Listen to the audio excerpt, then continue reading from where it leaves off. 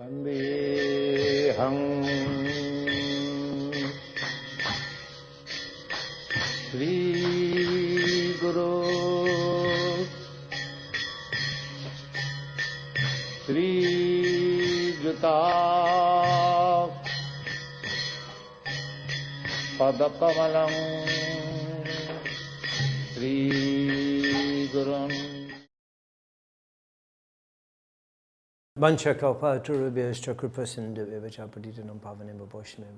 Welcome to Lesson 9 of the online Bhakti Shastri course, Unit 1, Bhagavad Gita, chapters 1 to 6.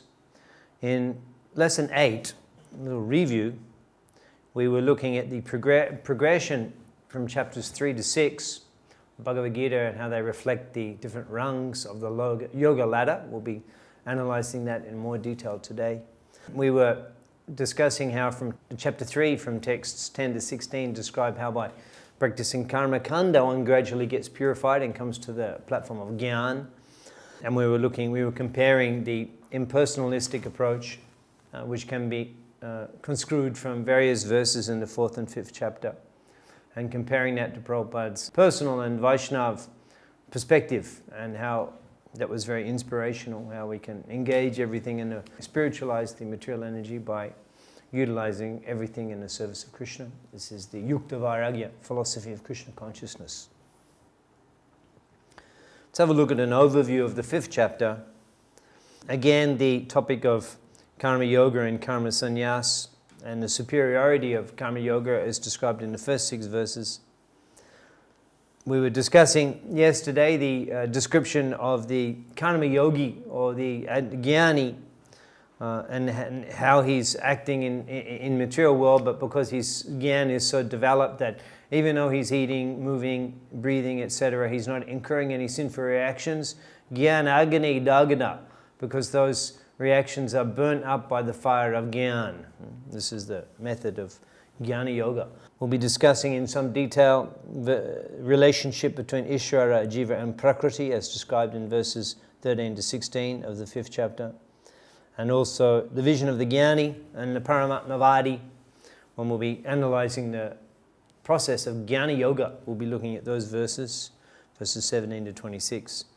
And also there's an introduction to Dhyana Yoga, which will be further elaborated on in the next chapter, Ashtanga Yoga, and what Prabhupada coins the term the peace formula, and the final verse in the chapter which we'll look at today.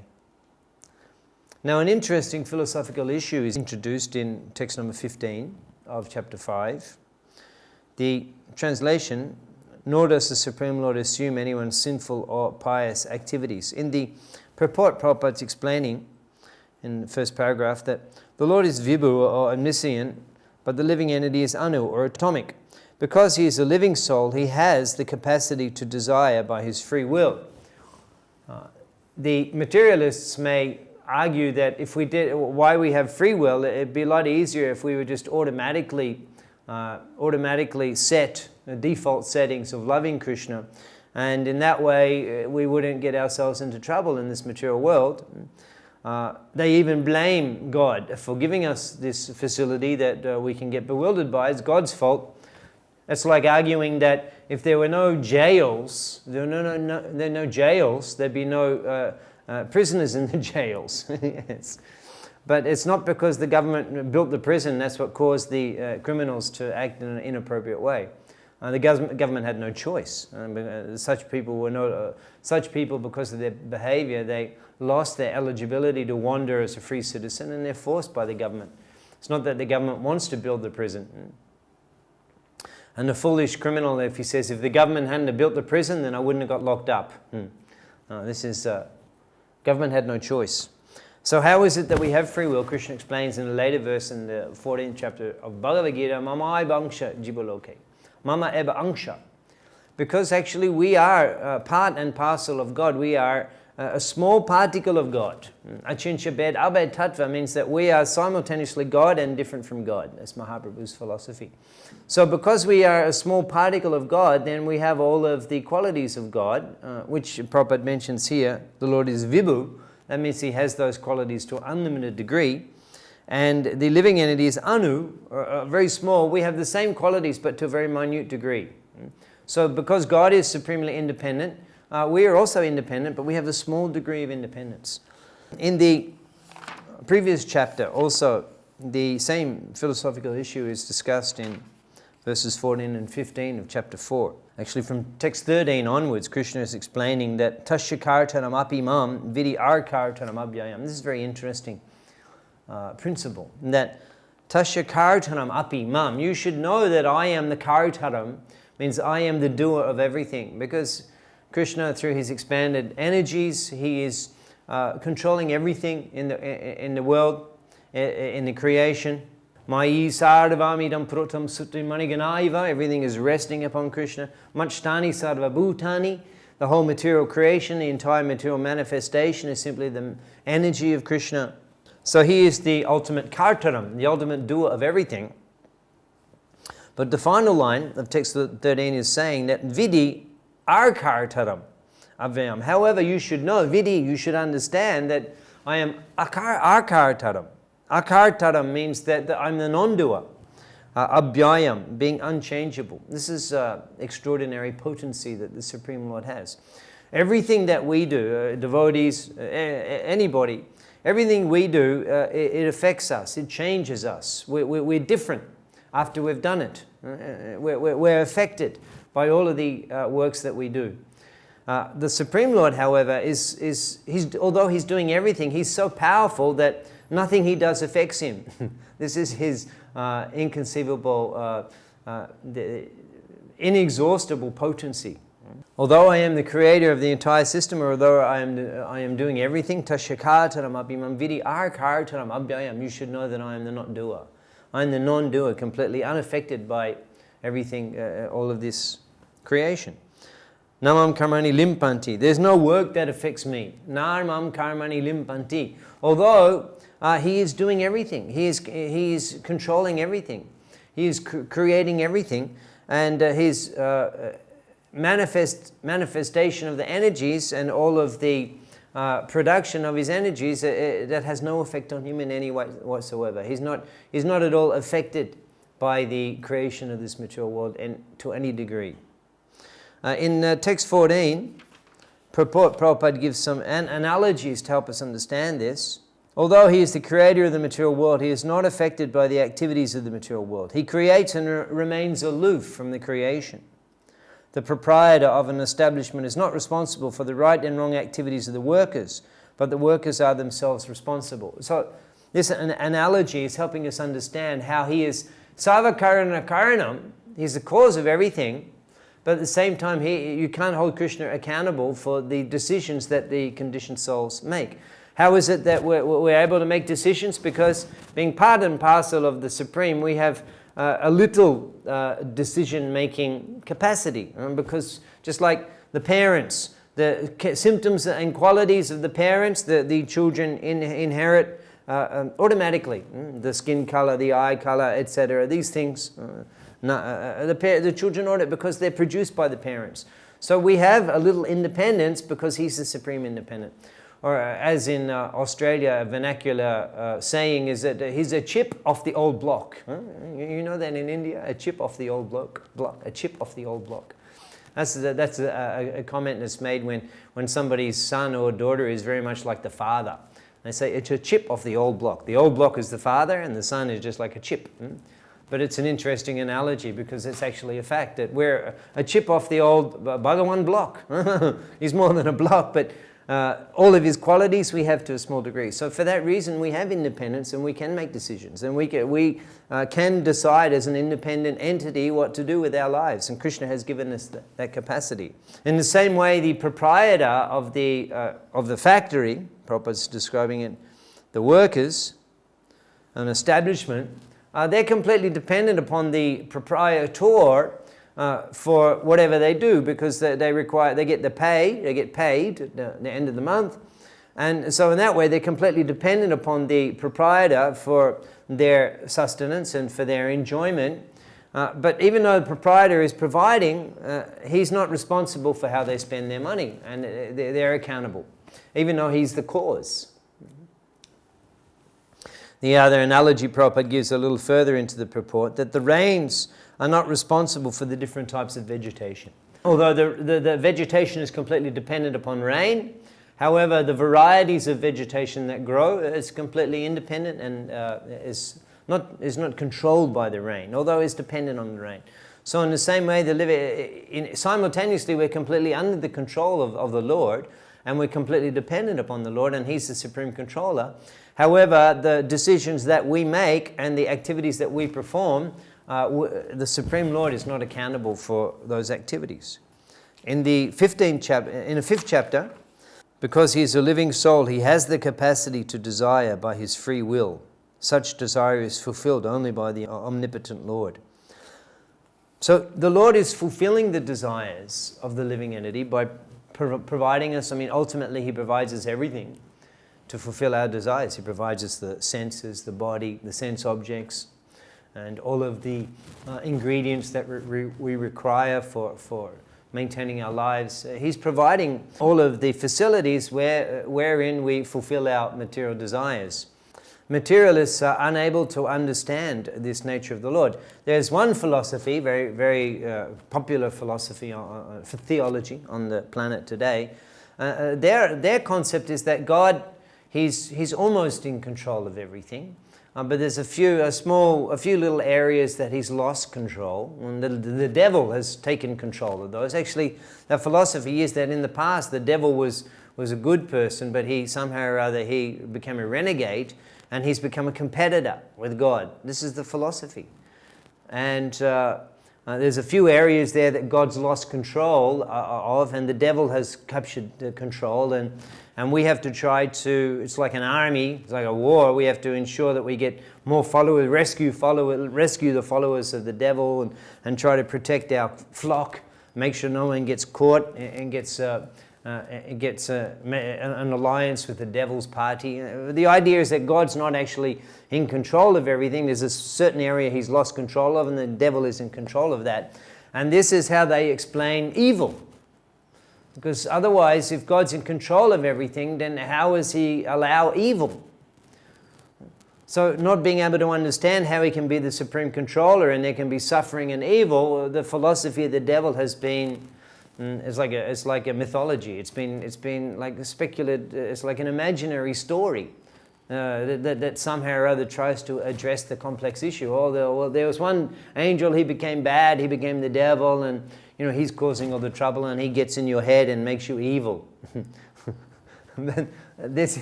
How is that? And God's not really in control of the devil. But this philosophy is very childish philosophy. God means He's in control of everything. There's nothing happens without His sanction, without His potency. And there's no question of a competitor. In fact, the Vedic literature explains that he is the Advaita. Advaita achutam anadiman antarupam. Advaita means, Advaita is two. And Advaita means one. Advaita means without a second. So what to speak of a competitor, there is no one else apart from Krishna. There is nothing else apart from Krishna. He is everything.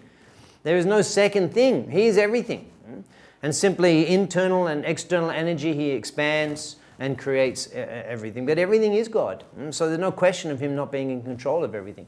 So how is it that He allows suffering? How is it that He allows this misery and evil?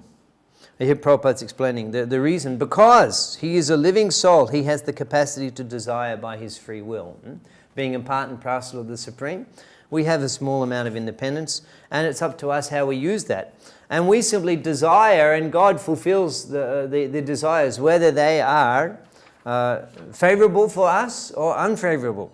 When a living entity is bewildered in his desires, the Lord allows him to fulfill those desires. But the Lord is never responsible for the actions and reactions of the particular situation. How is it that He understands the desires of the living entity? Another interesting analogy. He can understand the desire of the individual soul as one can smell the flavor of a flower by being near it.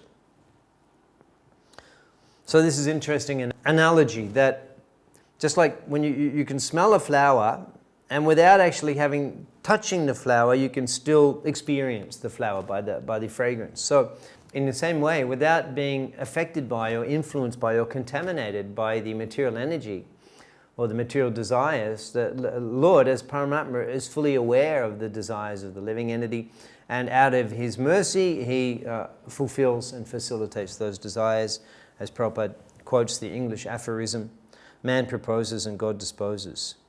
The Lord, however, can fulfill all desires, and the Lord, being neutral to everyone, does not interfere with the desires of the minute living entities. In other words, even though the Lord doesn't interfere and allows us to desire according to our own autonomy, and even we may be desiring and behaving in ways which are detrimental for us, the Lord won't prevent us from doing that, and he will facilitate us. However, when one desires Krishna, the Lord takes special care and encourages one to desire in such a way that one attains him and becomes eternally happy. That'll be explained in more detail in the later chapters of the Bhagavad Gita, Rajaguhya Yoga, more confidential knowledge, where Krishna is explaining that samoham sarvabhuteshu, I'm equal to all living entities, as here we're explaining that he's accompanying the living entity, he's observing the desires, he's providing for and fulfilling the desires. Samoham sarvabhuteshu nami dvesha ashtina priyaha, and I'm treating everyone equally through the energy, through the agency of the material energy. Yea, but he's saying, yea, bhajanti tu means but.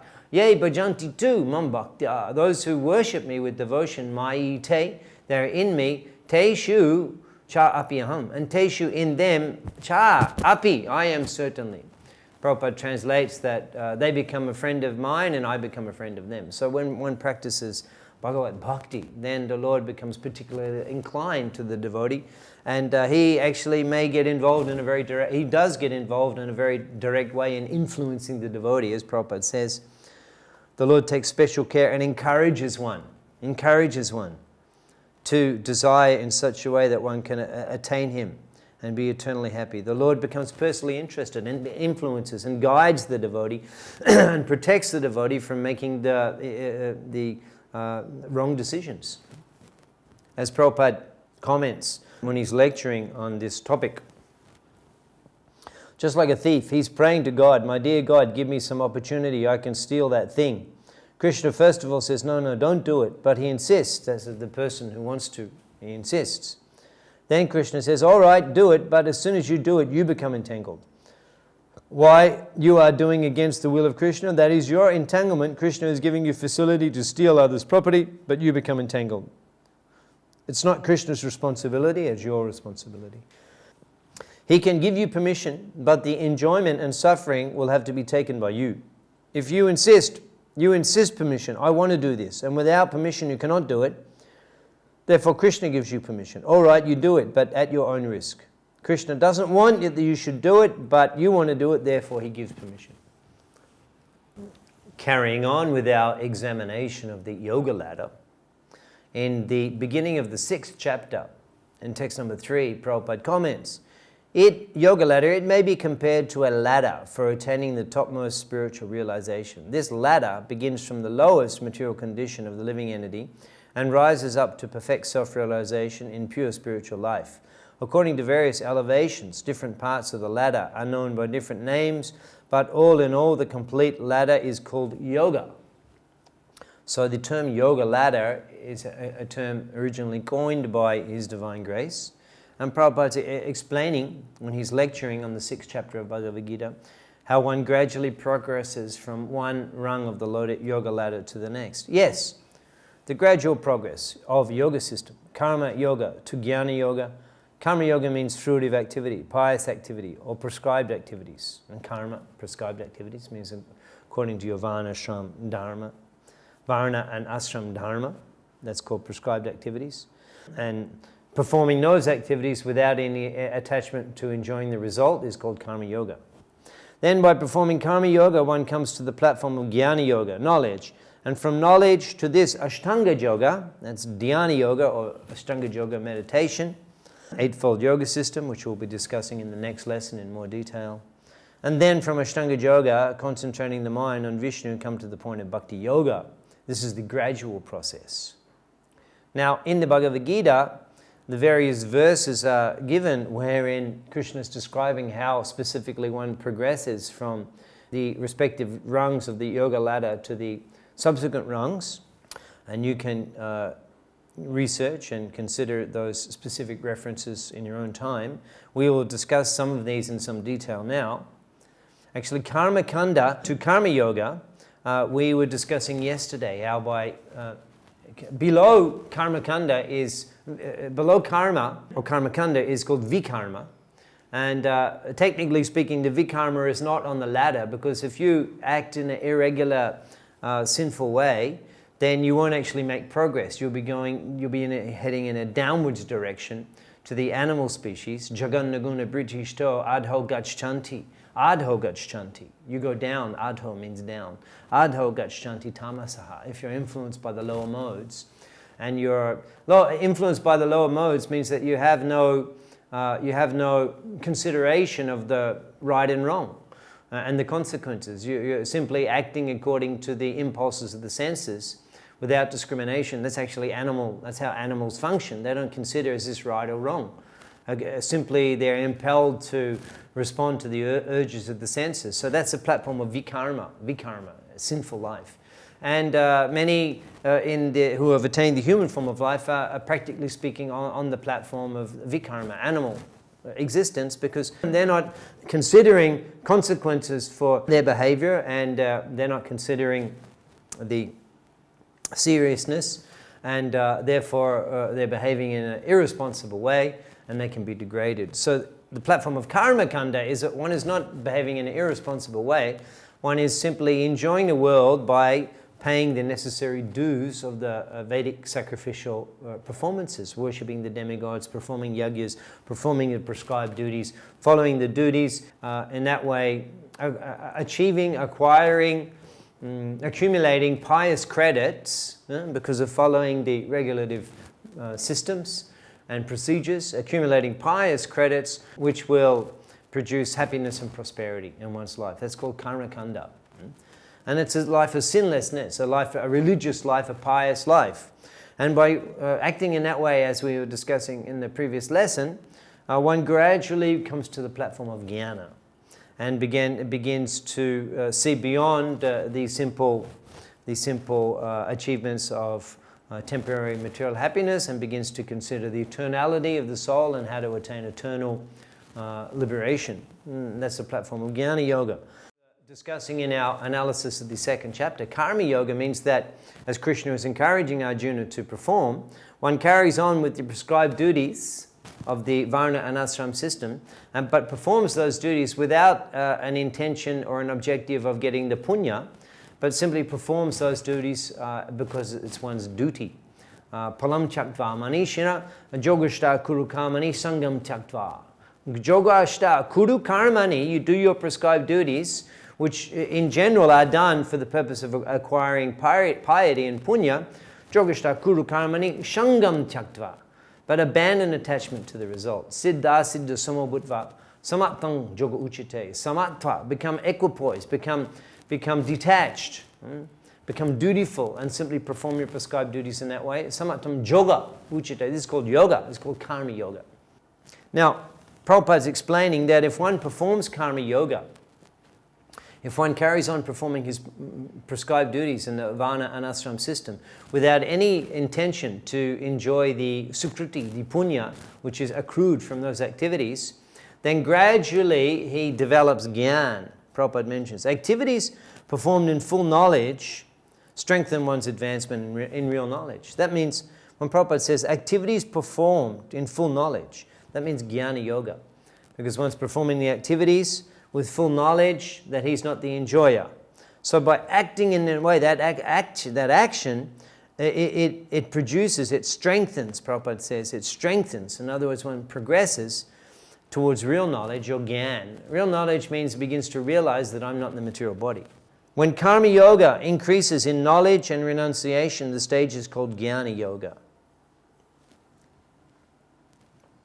So in this way, by practicing karma yoga, by properly performing one's prescribed duties without any interest to be the enjoyer of those acquired sukriti, pious results, by acting in that way, one gradually advances in self-realization, and when reaches the point where it's no longer required for the person to perform the prescribed duties of the Varna and Ashram system, then they can rely on their Gyan to keep them in touch with the Supreme, and that's called Jnana Yoga. In text 50 of the second chapter of Bhagavad Gita, Krishna explains Jogo Karnamashu Koshalam. Now, Koshal means the art. Prabhupada translate that the art of work. This is actually, Karma Yoga is actually the ideal work. And it is particularly recommended for the person that is inclined to act, so that by your works, by your activities, you can perfect your life. You can act perfectly. This is Karma Yogi. By perfect activity, you can connect to the Supreme. And in that way, one is very much engaged actively. That's called Karma Yoga. And in general, that's suited for most conditioned souls, because we're very much inclined to act according to the way that the modes of material nature are influencing us. Of course, as we'll be discussing in subsequent lessons, bhakti includes all of this and can be done in a much easier way than Karma Yoga. However, Krishna is building up to that step by step. So he's recommending Karma Yoga. And then by your perfection of work, Jogo Karma Shukoshalam, by the art of work, you can live a sinless life, you can live a perfect life, and you can attain perfection. Now, the next rung, Krishna is explaining, one comes to a platform of Gyan, where it's no longer the activity, or the perfect activity, or the perfectly detached activity, which is the means by which you are connecting to the Supreme. Rather, it is your perception of the difference between the temporary and the eternal. And being able to see that difference and never forgetting that, one is able to be connected into the Supreme through yoga. That's called Jnana Yoga. Prabhupada's explaining. Jnana Yoga means to keep in touch with the Supreme by speculation of higher knowledge. That is, discriminating what is spirit and what is matter. In the purport to text 46 of chapter 6, Prabhupada's explaining, when the linking process is predominantly empirical, it's called Jnana Yoga. And what does empirical mean? An interesting word. Prabhupada uses the word very specifically, empirical. The Oxford Dictionary explains that empiricism or empirical means by observation, based on observation. So the predominantly empirical process means that by seeing, by remembering, by realizing, it's actually realized. Jnanavan, a jnani, he's realized. Jnana, he's actually realized that material things are temporary, and I am not temporary, and therefore the inherent incompatibility of the soul with the material energy. A verse which very clearly explains the process of Jnana Yoga is in the 5th chapter, text number 22. Yehi shankspashaja bhoga dukkha yonaya evate adyantavanta kunteya nateshu ramate buddha. Here the Jnani is being mentioned or referred to with that last word, Buddha. I mean, Buddha yogi, Jnani. I mean, one who has Gyan, who has knowledge. So yehi shankspashaja bhoga. Bhoga means enjoyment, and the shankspashaja bhoga, that means that shankspashaja is produced from shankspasa. It means the senses when they come in contact with their objects. So here we are currently, it's the summer season in India. When we turn on the AC and we're in the cool room, we get some bhoga, we get some enjoyment. That's called shankspashaja bhoga. That's bhoga, shankspashaja is born from the shankspasha. The contact, shang means to complete, to fulfill. Shankspasha, spasha means touching. When the senses come in contact with their objects, there is some pleasure. Shankspashaja bhoga, enjoyment which is produced from the senses contacting their objects. When the eyes, they see beauty. When the ears, they hear sweet sound. When the tongue tastes pleasant, the pleasant tastes, etc., etc. All of the senses and all the sense objects, when there's connection, it's called shankspashaja bhoga. Material life simply means producing opportunities for shankspashaja bhoga. Now Krishna is explaining that dukkha yonaya evate. Dukkha yoni means the place where misery is generated. A yoni, the womb of dukkha, of suffering. Dukkha yoni, eva, certainly. It's quite a confrontational principle that Krishna is disseminating and revealing to all of humanity in this verse. That happiness that we get from the pleasures of the senses, Krishna says that is the source of misery. Of course, the material, we can't see that. We can't see the connection between the two. That's the illusory energy. We cannot see the connection, how my misery is directly a response to my enjoying the senses. And because we can't see the connection, we don't quite get the equation right. And we're thinking still that I have all the suffering, then more sense gratification will actually solve the problem of suffering. But we don't understand that the more sense gratification is actually dukkha yoni. It's not my opinion. Take it or leave it. Or learned Vaishnav theologians, you can take it or leave it, but Krishna is saying dukkha yonaya eva. And just in case you're perhaps thinking, well, maybe not in all cases, he says eva, certainly, is unquestionable. So the jnani realizes this. Now, how is it that is dukkha yoni? How can it be dukkha yoni? It seems to me to be sukha yoni, the place of generating pleasure. How can it be dukkha yoni? It's dukkha yoni in the next line, Krishna explains, because adi antavanta, kunteya, oh kunteya, because that type of shangsparshaja bhoga, it begins adi and anta, it ends. Adi antavat, is antavat. It has a beginning and it has an end. And for that reason, na teshu, the jnanis ramate, na teshu ramate. The Buddha, the jnanis, they don't get any pleasure from the material sense enjoyment because they understand that it's not permanent pleasure. It ends. And when it ends, then immediately there's suffering. Perhaps you've had the experience of watching a movie. Of course, now watching movies is such an easy thing. You don't even need to go to the movie theater as we did when we were kids, or even tune in to the TV at the right time. You just whenever you want. You can be on Netflix and this one and the movies. Much easier now. At the end of the movie, there's the credits. They come, credits, and the movie's finished.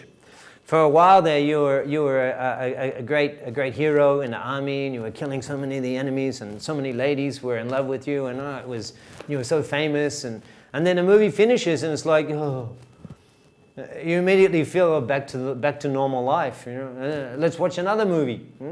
Watch another movie, just like in the airplane, you see the in-flight entertainment. People watch one movie after another. As soon as the first movie finishes, immediately let's start the next one. Right? Because we're back to the mundane, suffering life as soon as the sense enjoyment finishes. And actually, we feel a more of a hankering. We feel more desire. We feel more of a need for sense gratification.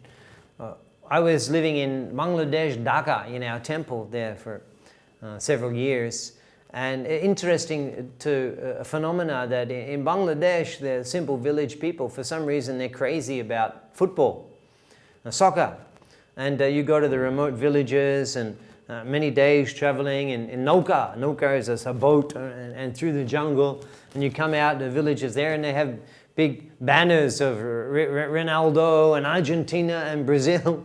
Somehow, for some reason, remote jungle in Bangladesh, they're completely enamored by World Cup soccer. So I think it's the FA Cup. It's every 4 years, FA Cup. I think it's FA Cup, World Cup. So the final was in Europe somewhere, and they were broadcasting in Dhaka. So it was in the middle of the night. The broadcast came on, a World Cup final. And we were already asleep by that time in the Brahmacharya ashram, but naturally we were woken up as we heard all the televisions turning on at the same time, simultaneously. It was a rather cramped neighborhood, and we were completely surrounded by apartments. And so we could hear the whole of Dhaka. This was at 12 o'clock at night. The whole of Dhaka, they're watching the FA Cup final. And as the ball is going from one end of the sports field to the other, we could hear all of the residents of Dhaka in like harmonious a chorus as they were cheering as the ball would come to close to the goal. They're all, oh, yes, and then they cheer, yes, yes, yes. And then all of a sudden, those of you who have lived in India, Asia for any extensive period of time, you know there's a problem there with electricity. In Bangla they say, current choli giyeche. Current choli giyeche. It means the current went off someplace. It means there's no power. Power cuts out. So as we're all listening, and the ball's in one end of the field, and they're all screaming and cheering on, yes, yes, and then all of a sudden, black. The whole of Dhaka, black. Boom. The current goes out. And then one simultaneous, harmonious chorus of expression of pain and wailing as the whole of the city of Dhaka were calling out in a cry of anguish when the TV went black, just as the ball was running close to the goal and Ronaldo was there and TV goes black. And the whole of Dhaka in one simultaneous cry we could hear. They were suffering. They were suffering. But actually we weren't suffering.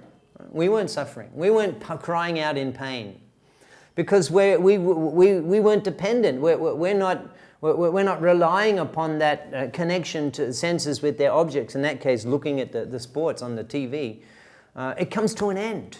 It comes to an end, and it's not enough. The senses cannot provide enough from what the soul requires. The soul requires sukham akshayam, happiness that doesn't end. The soul, being inherently spiritual by nature, it requires spiritual happiness. It requires spiritual pleasure to actually fully satisfy the self. Brahma Yoga Juktatma. This is actually a verse, the next verse, 521. We're discussing here 522, the previous verse. Brahma Yoga Juktatma. Shukam Akshayam Ashnute. This is actually what the soul is hankering for. The Shukam Akshay, the unlimited Shuk. The unlimited happiness that never decreases, that gets better and better and better. That's the spiritual happiness. And that comes, how do we achieve that? Akshay Shuk, Shabrahma Yoga Jukta. Shabrahma Yoga Jukta. By connecting to the supreme source of pleasure, the Supreme Lord, through Bhakti Yoga. So the Jnani, because he sees in the beginning that the materialist who is agyan, he's in ignorance, he cannot see the suffering which is inherently connected to all of the objects of sense enjoyment. They can't see the suffering, and Maya actually presents it in such a way as being a good deal. And that's the illusory potency of Maya. We become bewildered. And the Ajnani, the materialist, they cannot see that, and simply they're going from one type of happiness to the next, one type of happiness to the next, and in this way trying to find that Akshay Shuk, unlimited spiritual happiness, which is always evading them in the material world. So the Jnani, because he recognizes that this source of the sense gratificatory activities, because they have an end, therefore, nateshu ramate. He does not initiate those activities in the first place, because it just produces suffering.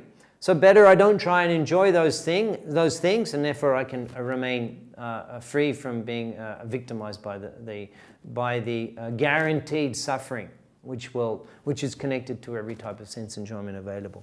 So this is Jnana Yoga, and in this way the Jnani, he restrains himself from the activities of the senses and minimizes the sensual activities as much as possible. Shariram Kevalam Karma, as we were discussing earlier in the 5th chapter, Shariram Kevalam, he simply utilizes the senses as much as required to keep the body and soul together, and doesn't use the senses as a means of providing enjoyment, and in this way he remains connected to the Supreme. This is Jnana Yoga. Prabhupada's explaining in the purport to the 47th verse of the 6th chapter that when Jnana Yoga increases in meditation on the super soul by different physical processes, and the mind is on him, it is called Ashtanga Yoga. So we were explaining Jnana Yoga, the empirical method of constantly remembering the misery of material enjoyment, and therefore remaining detached and remaining aloof, remaining in the transcendental position by jnana, by accumulated knowledge. The practice of dhyana yoga is actually specifically meditation, where one will visualize by the meditative processes, which we'll be describing and discussing in the next lesson, by the meditative procedures of Ashtanga Yoga Sadhana, by the particular practical methods, the mechanical techniques of visualization, internal meditation. One can visualize the form of the Supersoul in the heart, and that's called Dhyana Yoga. So in this way, we've been discussing the yoga ladder from Karma Kanda. One gradually carries on with the prescribed duties, but performs those duties in a detached way. That's Karma Yoga. And as we mentioned, in text 51 of the 2nd chapter, Krishna does explain by selfless, by detached work, one actually gets Janma Bandha Vinena Mukta, so we have the dotted line there going to Brahman realization. But practically speaking, that Brahman realization will be achieved when one comes to the platform of jnana, when one comes to the platform of jnana and becomes fully jnanavan, and fully conversant, and fully realized in his eternal nature, he can enter the Brahman. And that's described in the previous verse in text number 19 of chapter 5.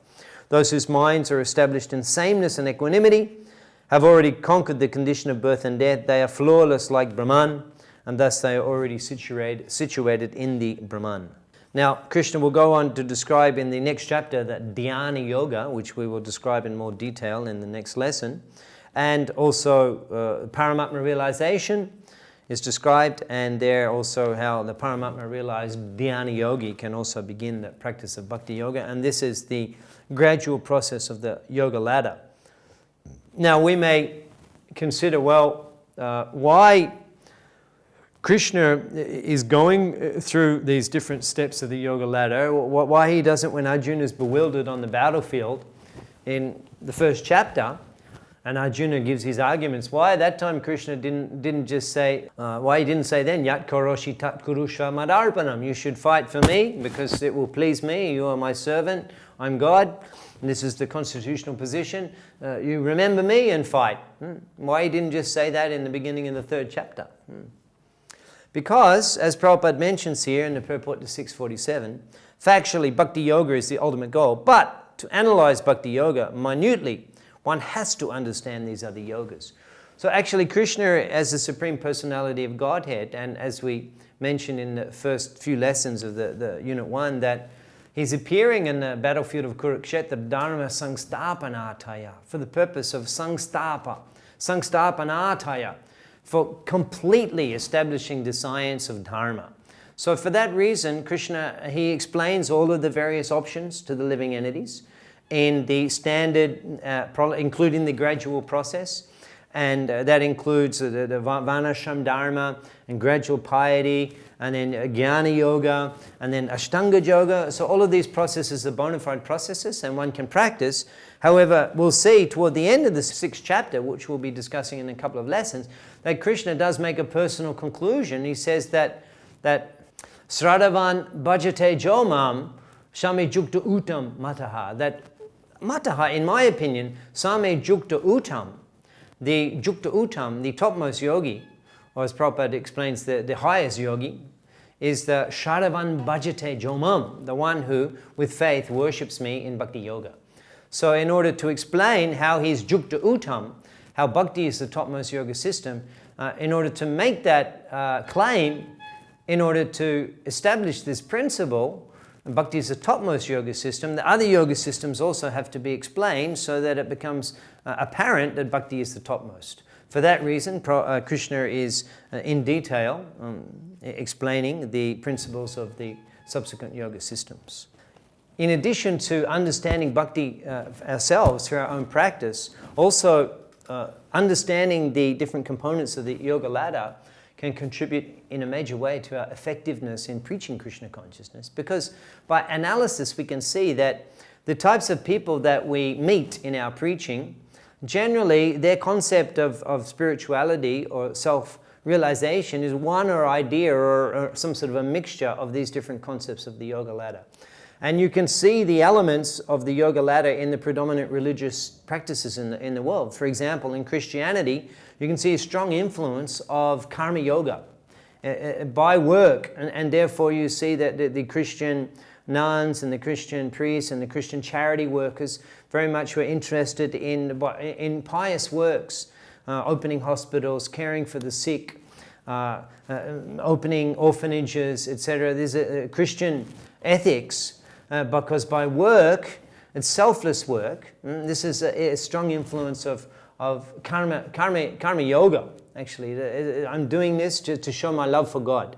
I'm showing my love for God by serving humanity. Okay, that's karma yoga. There's also influences of karma kanda. That particularly if we're talking about the aspiration to go to heaven, that I serve God in this life and I will go to heaven in the next life. That's actually, according to the Vedic concept, there's a karma kanda approach because Svaga dvaram apavritam, Krishna says that the doors of heaven open up for one who performs their prescribed duties and doesn't deviate from those. So that's also karma kanda. When we're talking about the profit in the next life of going to heaven, that's the influence of karma kanda, karma yoga. And there is, of course, the nihilistic philosophies and the philosophies of Gyan, voidism and monism, nirvishesha shunyavad. They're influenced by Gyan, that we're not the body, that all of the variety in this world is illusory. And so either people are in either of these categories. They're either into work or do something valuable for humanity, or else they're into the oneness and the supreme energy and impersonalism. So by understanding the different processes of the yoga ladder, then it makes it very a lot more relevant when we're discussing. We can discuss with such aspirants when we're in our preaching in a much more relevant way, because actually the processes that they are following are clearly explained by the Supreme Authority himself in Bhagavad Gita. What are those processes and scientifically how they can be done in a clearer way than basically what their own conception of their own process is. Another common approach we see is a mix. I visited different yoga ashrams in Rishikesh and different places for learning Hatha Yoga for health. And we lived in ashrams, and you can see it's a standard program is that the daily program will be a little mix of everything.